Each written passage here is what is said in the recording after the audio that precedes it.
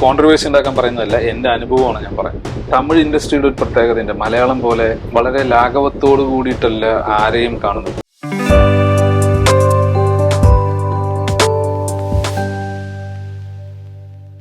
സ്വന്തമായിട്ടൊരു entertainment company ഉണ്ട്, ഒരു പ്രൊഡക്ഷൻ കമ്പനി. എന്തായിരുന്നു അവിടെ ചെയ്തിരുന്നത്? ഇപ്പോഴും ആ കമ്പനി നിലവിലുണ്ടോ? അതായത് അതൊരു എന്റർടൈൻമെന്റ് കമ്പനി എന്നല്ല ഞാൻ, അത് എൻ്റെ ഒരു ഞാൻ നേരത്തെ പറഞ്ഞല്ലോ, എല്ലാ മേഖലകളിലും ഞാൻ പോയത് എന്തുകൊണ്ടാന്ന് വെച്ചാൽ എൻ്റെ അറിവില്ലായ്മ കൊണ്ടാണ് പോയത്. ഞാൻ ഏതിലാണ് മാസ്റ്റർ ചെയ്യേണ്ടത് എന്നുള്ളത് ഒരു ഐഡിയ എനിക്ക് പഠിക്കുന്ന സമയത്തോ അല്ലെങ്കിൽ എൻ്റെ ഫാമിലിയിൽ നിന്നോ എനിക്ക് കിട്ടിയിട്ടില്ല. കാരണം അത് എനിക്ക് തോന്നുന്നു 90% ആളുകളും അങ്ങനെയാണ്. ഇന്നത്തെ നമ്മുടെ എഡ്യൂക്കേഷൻ സിസ്റ്റം എന്ന് പറയുന്നത് തന്നെ KS ചിത്രയും ക്രിസ്ത്യാനോ റൊണാൾഡോയും സച്ചിൻ ടെണ്ടുൽക്കറും ഇവരെല്ലാവരും ഒരു ബെഞ്ചിലിരുന്ന് പഠിക്കുന്ന അവസ്ഥയാണ്. ഇവർക്ക് എല്ലാവർക്കും ഒരു എക്സാം ഇടുന്നു, അതിനകത്ത് മാർക്ക് കുറയുന്നവർ മണ്ടന്മാരാണെന്ന് പറയുന്നു. എന്നാൽ അവരുടെ കഴിവ് എന്താണെന്നുള്ളത് ഐഡന്റിഫൈ ചെയ്ത് അതിന് വേണ്ടുന്ന ട്രെയിനിങ് ആണ് ശരിക്കും സ്കൂളുകളിലും കോളേജുകളിലൊക്കെ കൊടുക്കേണ്ടത്. അങ്ങനെയാണെങ്കിൽ മാത്രമാണ് നമ്മുടെ പാഷനേറ്റ് ആയിട്ടുള്ള ഒരു എന്താ പറയുക ഒരു തലമുറ നമ്മുടെ മുന്നിൽ ഉണ്ടാവുള്ളൂ. ശരിയല്ലേ? ഞാനിപ്പോ എൻ്റെ ഏറ്റവും വലിയ അൾട്ടിമേറ്റ് എന്ന് പറഞ്ഞു കഴിഞ്ഞാൽ ആഗ്രഹം ഞാനൊരു ആക്ടർ ആവണം എന്നുള്ളത് കൊണ്ടാണ്. പക്ഷെ ഞാൻ ആക്ടിങ് ട്രെയിനിങ് കോളേജിൽ പോയി ചേരേണ്ടതിന് പകരം ഞാൻ ചേർന്നത് ഒരു ഇലക്ട്രോണിക്സ് ആൻഡ് കമ്മ്യൂണിക്കേഷൻ പഠിപ്പിക്കുന്ന സ്ഥലത്താണ്, ഇൻസ്റ്റിറ്റ്യൂട്ടിലാണ്. അവിടെ അത് പഠിക്കാൻ ആഗ്രഹിക്കുന്ന ഒരു പയ്യന്റെ ചാൻസ് ഞാൻ കളഞ്ഞതല്ലേ ചെയ്ത്. തീർച്ചയായും ഇത് പാഷനായിട്ടുള്ള എത്രയോ ആളുകൾ ഉണ്ടാവും. ഇതാണ് ഇന്നത്തെ 99% ഇൻസ്റ്റിറ്റ്യൂട്ടുകൾ നടക്കുന്നത്.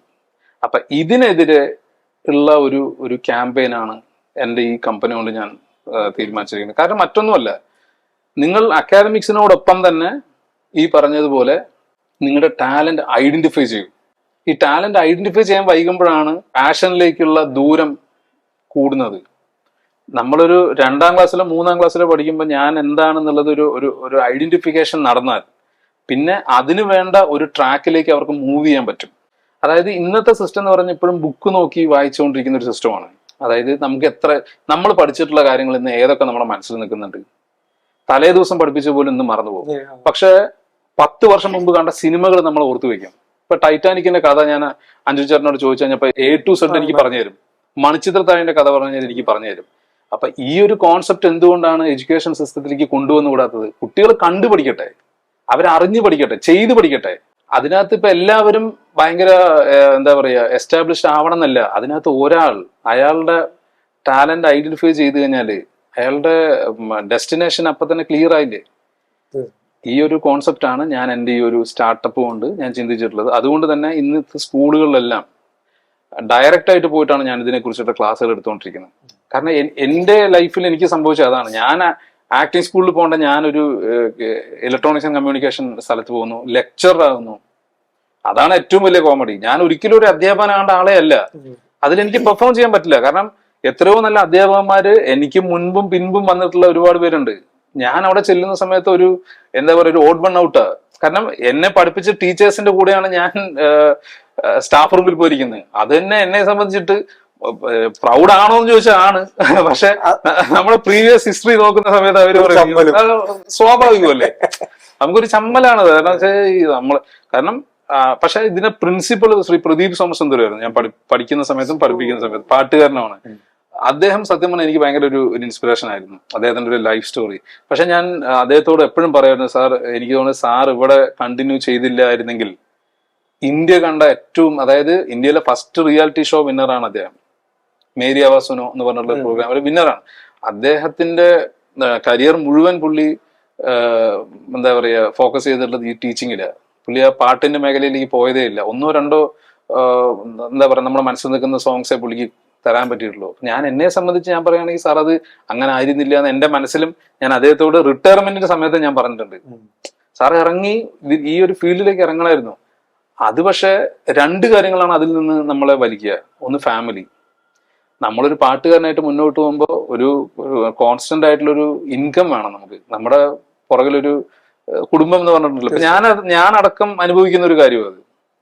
അപ്പോ അതിന് വേണ്ട ഒരു ട്രാക്ക് ആദ്യം തന്നെ വെട്ടി ഈ പറഞ്ഞതുപോലെ നല്ലൊരു സിംഗറൊക്കെ ആയിട്ട് അല്ലെങ്കിൽ ഒരു ബാൻഡൊക്കെ ഓൺ ചെയ്ത് പോയിരുന്നെങ്കിൽ പക്ഷെ ഇന്ന് പുള്ളി വേൾഡ് ഫേമസ് ലെവലിലേക്ക് എത്തിയാണ്. ഇന്നും പുള്ളി ഫേമസ് അല്ല എന്നല്ല പറഞ്ഞു, പക്ഷെ നമ്മൾ ഉദ്ദേശിച്ച ഒരു ലെവലിലേക്ക് പുള്ളിക്ക് എത്താൻ കഴിഞ്ഞില്ല. ഈ ഒന്നോ രണ്ടോ പാട്ട് കൊണ്ട് വളരെയധികം അറിയപ്പെടുന്ന ഒരാളായി മാറി പുള്ളി. എക്സാക്ട്ലി. പ്രദീപ് സോമസ്. അത് ഇന്ത്യയിലാണെന്ന് ആലോചിക്കണം. നമ്മുടെ ഇപ്പൊ സ്റ്റാർ സിംഗറും ഇതൊക്കെ ഉണ്ടല്ലോ, നമ്മള് അതൊക്കെ കേരളത്തിലും മാത്രം ഒതുങ്ങി നിൽക്കുന്ന. ഇത് ഇന്ത്യയിൽ കണ്ട അന്ന് ഫീമെയിൽ വിന്നർ ആയിട്ടുള്ളതാണ് സുനിധി ചൗഹാൻ.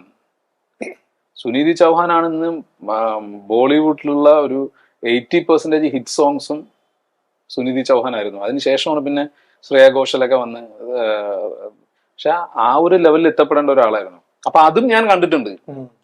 ഇതെല്ലാമാണ് എൻ്റെ ഈ സ്റ്റാർട്ടപ്പ് കമ്പനിയിലേക്ക് ഞാൻ ഇൻവോൾവ് ചെയ്യാനുള്ള പ്രധാന കാരണം. അതാണ് ഇനി ഒരാൾക്കും ഇപ്പൊ ഫാമിലി എന്ന് പറയുന്നത് നമ്മുടെ അച്ഛനും അമ്മയെ ഞാൻ ഒരിക്കലും തള്ളി പറയുന്നതല്ല, അവരുടെ ആഗ്രഹമാണത്. പക്ഷെ ഈ പാരന്റ്സ് മനസ്സിലാക്കേണ്ട ഒരു കാര്യമുണ്ട്, എൻ്റെ മകൻ എന്തിനാണ് ടാലന്റ്, എന്താണ് അവൻ എന്ന് മനസ്സിലാക്കിയിട്ട് വേണം, അല്ലെ എന്താണ് അവൻ, അല്ലെങ്കിൽ എന്താണ് അവൾ. അവർക്ക് ആ ഒരു ടാലന്റ് ഐഡന്റിഫൈ ചെയ്യാൻ ഈ പാരന്റ്സ് കൂടെ ഹെൽപ്പ് ചെയ്ത് കഴിഞ്ഞാൽ നമ്മുടെ ഈ ഇന്ത്യ എന്ന് പറയുന്നത് ഇന്ന് പോപ്പുലേഷനിൽ മാത്രമല്ല, പാഷനേറ്റ് ആയിട്ടുള്ള ടാലന്റഡ് ആയിട്ടുള്ള യങ്സ്റ്റേഴ്സിൽ വേൾഡിനെ മാറ്റിമറിക്കാൻ കഴിവുള്ള ഒരു രാജ്യമായിട്ട് ഇത് മാറും. ഈ പ്രദീപ് സോമസുന്ദരത്തിന്റെ പാട്ട് ഓർമ്മയുണ്ട്?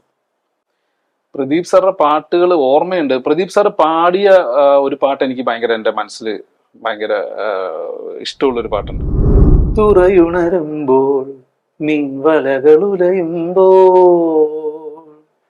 തരിവള ഇളകും തിരയിൽ നിൻമൊഴി കേൾക്കേ ചെന്താരകപ്പൂവാടിയിൽ താലം വിളങ്ങി ഏഴാം കടൽ തീരങ്ങളിൽ ഊഞ്ഞാലൊരുങ്ങി രാവിൻ ഈണവുമാ ആരോ പാടുമ്പോ ഒരുവൻ മുകിലിനു മഴയിതളേക്കിയ പൂന്തിരയഴകിനു മിനയഴകാമെന്നഴകേ അഴകേ നിൻമിഴി നീർമണി കുളിരിൽ തൂവരുതേ കരളേ നീ എൻ്റെ കിനാവിൽ മുത്തുപൊഴിക്കരുതേ പരിഭവങ്ങളിൽ മൂടി നിൽക്കുമി വിരഹവേള തന്നൊമ്പരം ഉൾക്കുടന്നയിൽ കോരിയുന്നു ഞാൻ എൻ്റെ ജീവനിൽ പങ്കിടാം ഒരുവൻ മുകിലിനു മഴയിതളേകിയ പൂന്തിരയഴകിനു മിനയഴകാമെന്നഴകേ നിൻമിഴി നീർമണി കുളിരിൽ തൂവരുതേ കരളേ നീ എൻ്റെ കിനാവിൽ പൊഴിക്കരുതേ. എന്താണ് പിന്നീട് നാടകവേദിയിൽ നിന്ന് പിന്നോക്കം പോകാനുള്ള കാരണം? നാടകം അല്ലെങ്കിൽ കലാനിലയത്തിന്റെ നാടകങ്ങൾ എന്ന് പറഞ്ഞു കഴിഞ്ഞാൽ സ്വാഭാവികമായിട്ടും എല്ലാവരും ചിന്തിക്കുന്ന പോലെ ഒരു ആർട്ടിസ്റ്റിന് കിട്ടാവുന്നതിൽ ഏറ്റവും ബെസ്റ്റ് സ്റ്റേജ് തന്നെയാണ്. പക്ഷേ ഒരു അറൗണ്ട് ഒരു 4-5ഓളം ക്യാമ്പുകൾ ഞാൻ ചെയ്തു. ഒരു അറൗണ്ട് 400 സ്റ്റേജ് അത് കംപ്ലീറ്റ് ചെയ്തു. പക്ഷെ അതിന്റെ ഇന്നും ആ നാടകത്തിന്റെ ഫാൻസ് ഇന്നും നിലനിൽക്കുന്നു എന്നുള്ളത് എനിക്ക് അറിയാൻ കഴിഞ്ഞിട്ടുള്ള ഒരു കാര്യമാണ് റീസെന്റ്. അതായത് നമ്മൾ എപ്പോഴും പറയും സിനിമയിൽ അഭിനയിക്കുന്നവർക്ക് മാത്രമാണ് ഫാൻസ് ഉള്ളതെന്ന്. പക്ഷെ ഒരിക്കലും അല്ല. ഈ നാടകം കണ്ടിട്ട് നമ്മുടെ പെർഫോമൻസ് ഇഷ്ടപ്പെട്ട് ഗ്രീൻ റൂമിൽ വന്നിട്ട് ഹഗ് ചെയ്തിട്ട് പോയ ആൾക്കാരുണ്ട് പല ക്യാമ്പുകളിലും.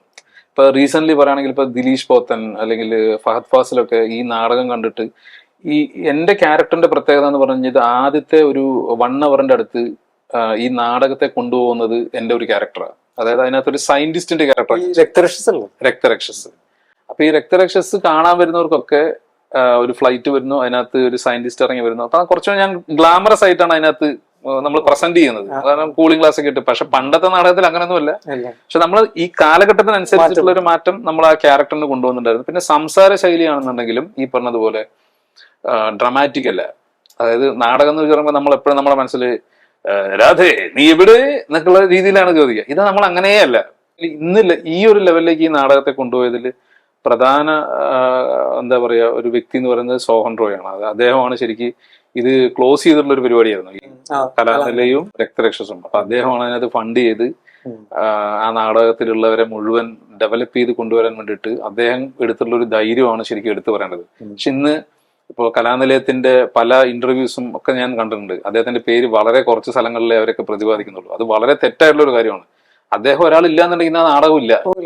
ഏരീസ് ഏരീസ് കലാനിലയം എന്നാണ് പേരെങ്കിലും, പക്ഷെ കലാനിലയത്തിൽ പോയിട്ട് പലരുമായിട്ടും ആർട്ടിസ്റ്റുകളായിട്ടും മാനേജ്മെന്റ് ആയിട്ടൊക്കെ ഇന്റർവ്യൂസ് ഒക്കെ എടുക്കുന്ന സമയത്ത് നമ്മൾ ഫണ്ട് ചെയ്യുന്ന ആളല്ലേ ആദ്യം ഓർക്കേണ്ടത്. അത് പറയാതെ ഞങ്ങൾ അങ്ങനെ ചെയ്തു അല്ലെങ്കിൽ ഇത്ര വർഷം മുമ്പ് ഇങ്ങനെ എന്തൊക്കെയാണെന്നുണ്ടെങ്കിലും ഇദ്ദേഹം ഒരാൾ അത് ടേക്കപ്പ് ചെയ്തില്ലായിരുന്നെങ്കിൽ ആ നാടകമൊന്നുമില്ല. മലയാളത്തിനൊപ്പം തന്നെ തമിഴ് സിനിമയിലും അഭിനയിച്ചല്ലോ, ആ ഒരു എക്സ്പീരിയൻസ് എങ്ങനെയാണ്? അവിടെയാണ് സത്യം പറഞ്ഞാൽ നമ്മളൊരു ആക്ടർ എന്ന് ഫീൽ ചെയ്ത് തുടങ്ങിയത് സത്യം പറഞ്ഞാൽ തമിഴ് അഭിനയിച്ചതിന് ശേഷമാണ്.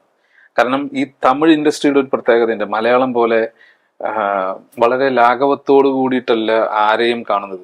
ഇവിടെ എന്ന് വെച്ച് കഴിഞ്ഞാൽ ഒരു പ്രൊഡക്ഷൻ ബോയ്ക്ക് വേറൊരു കാറ്റഗറി ആയിരിക്കും, ലൈറ്റ് ബോയിന് വേറൊരു കാറ്റഗറി ആയിരിക്കും, ആർട്ടിസ്റ്റ് വരുമ്പോൾ അവർക്ക് പ്രത്യേക കാറ്റഗറി ആയിരിക്കും.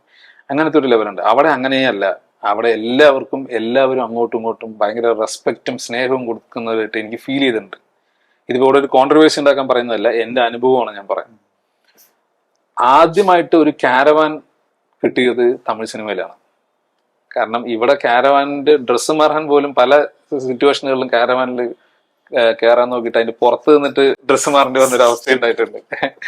പക്ഷെ ആദ്യമായിട്ടുള്ള ഒരു കാരവാൻ കിട്ടിയത് തമിഴ് സിനിമയിലാണ്. പിന്നെ അതുപോലെ അതൊരു അൺഎക്സ്പെക്ടഡ് ആയിട്ട് എനിക്ക് കിട്ടിയിട്ടുള്ള ഒരു ഭാഗ്യമാണ്. വിക്രം എന്ന് പറഞ്ഞ സിനിമയുടെ ഓഡിഷന് വേണ്ടിയിട്ടാണ് ഞാൻ തമിഴ്നാട് പോകുന്നത്, ചെന്നൈയിൽ പോകുന്നത്. അവിടെ ചെന്ന് അറൗണ്ട് ഒരു ഫൈനൽ 5 വരെ എത്തി.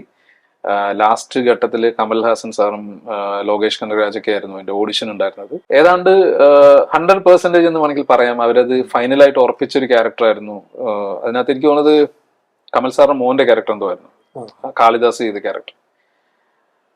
ചീഫ് അസോസിയേറ്റ് എന്റെ നമ്പർ വാങ്ങിക്കുന്നു, എന്നെ വിളിക്കുന്നു, ബോഡി മെയിൻറ്റെയിൻ ചെയ്യേണ്ട കാര്യങ്ങൾ പറയുന്നത്. ഇതിനകത്തൊരു പോലീസ് റോളാണെന്ന് പറയുന്നത്. പിന്നെ സ്വാഭാവികം, നമ്മളെ കണ്ടു കഴിഞ്ഞാൽ കൂടുതലും ഞാനിവിടെ മലയാളത്തിൽ ചെയ്തിട്ടുള്ളത് പോലീസ് തന്നെയാണ്. പക്ഷെ അതിന് നമ്മളെ സംബന്ധിച്ചിട്ട് എനിക്ക് ഭയങ്കര ഒരു എക്സ്പെക്ട് ചെയ്ത് ഉള്ളൊരു ഇതായിരുന്നു. പക്ഷെ അവസാന നിമിഷം ഈ പറഞ്ഞതുപോലെ അതൊക്കെയാണ് എനിക്ക് ഭയങ്കര വിഷമം തോന്നിയിട്ടുള്ളത്. കാരണം നമുക്ക് വേണ്ടി സംസാരിക്കാൻ ആരുമില്ല. ഒരു ഗോഡ് ഫാദർ ഇല്ല. പക്ഷെ ഗോഡ് ഫാദർ എന്ന് വേണമെങ്കിൽ എനിക്ക് പറയാവുന്ന ഒരാളാണ് ഞാൻ നേരത്തെ പറഞ്ഞ സോഹൻ റോയ് സാർ. അദ്ദേഹത്തിന്റെ സിനിമയിലാണ് ഞാൻ നായകനായിട്ട് ആദ്യം മലയാള സിനിമയിലേക്ക് വരുന്നത്. ഐക്കരക്കോണത്തെ ബിഷഗുരന്മാർ എന്ന് പറഞ്ഞ പടത്തിനകത്ത് പുള്ളിയുടെ പ്രൊഡക്ഷൻ ആയിരുന്നു. അത് ഒരു നല്ലൊരു എൻട്രിയാണ് എനിക്ക് കിട്ടിയത്. അപ്പൊ അദ്ദേഹമാണ് സത്യം പറഞ്ഞാൽ എന്നെ ഒരു ഏതൊക്കെയോ വഴിയിൽ കൂടെ പോയിക്കൊണ്ടിരിക്കുകയാണ്. അതായത് ജാക്ക് ഓഫ് ഓൾ ട്രേഡ്സ് എന്ന് പറയുന്ന ഒരു പരിപാടിയിലായിരുന്നു. പാട്ട് പാടും, ഗാനമേളകൾക്ക് ഞാൻ പോകുമായിരുന്നു പണ്ട്. പിന്നെ മിമിക്രി പരിപാടികൾ വല്ല മെഗാ ഷോ ഒക്കെ ഉണ്ടായിരുന്നെങ്കിൽ നമ്മുടെ ഒരു ചെറിയൊരു മിമിക്രി പെർഫോമൻസ് പോകും. അതുപോലെ ഡാൻസ് സാധനങ്ങളുണ്ടെങ്കിൽ പോകും. പക്ഷെ ഇത് എന്താണ് നമ്മുടെ കോറായിട്ട് എങ്ങനെയാണ് പോകേണ്ടത്, അല്ലെങ്കിൽ എന്തിലാണ് ഫോക്കസ് ചെയ്യേണ്ടത്, സിനിമയിലേക്ക് എത്താൻ എന്താണ് വഴി എന്നുള്ള ഒരു ട്രാക്കൊക്കെ എനിക്ക് തന്നിട്ടുള്ളത് അദ്ദേഹമാണ്. അപ്പൊ അത് അദ്ദേഹത്തെ കണ്ടതാണ് സത്യം പറഞ്ഞാൽ എന്റെ ലൈഫിൽ ഒരു ടേണിംഗ് പോയിന്റ്. അതിനുശേഷമാണ് ഈ പറഞ്ഞ പോലെ പത്മകുമാർ സാറിന്റെ മാമാങ്കം, മമ്മൂക്കയുടെ കൂടെ ഉള്ള അതിലേക്കുള്ള ഒരു എൻട്രി തന്നെ ഈ ഒരു ആദ്യത്തെ സിനിമയിലത്തെ ഫൈറ്റ് സീൻസും കാര്യങ്ങളൊക്കെ കൊണ്ടാണ്. അപ്പൊ അതിനുശേഷം പറഞ്ഞ പോലെ വിനായകന്റെ കൂടെ പിന്നെ താത്വിക അവലോകനം, അഖിൽമാരാരുടെ പടം.